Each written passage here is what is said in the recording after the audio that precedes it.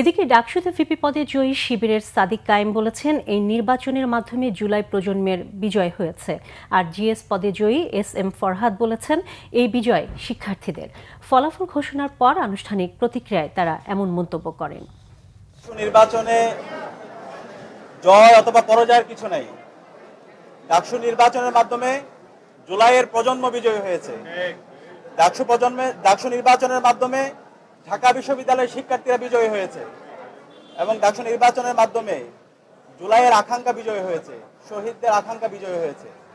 আমরা দৃঢ়কণ্ঠে বলতে চাই, ডাকসু নির্বাচনে ঢাকা বিশ্ববিদ্যালয়ের শিক্ষার্থীরা সাদিক কায়েম, ফরহাদ, মহিউদ্দিন খান সহ ঐক্যবদ্ধ শিক্ষার্থী জোটের আমাদের প্যানেলের উপর যে আমানত রেখেছে, আমরা সেই আমানতের যথাযথ হক আদায় করবো ইনশাআল্লাহ। এটি কোনো শিবিরের বিজয় নয়, এটি কোনো সাদিক কায়েম কিংবা ফরহাদের বিজয় নয়, এটি মূলত শিক্ষার্থীদের বিজয়।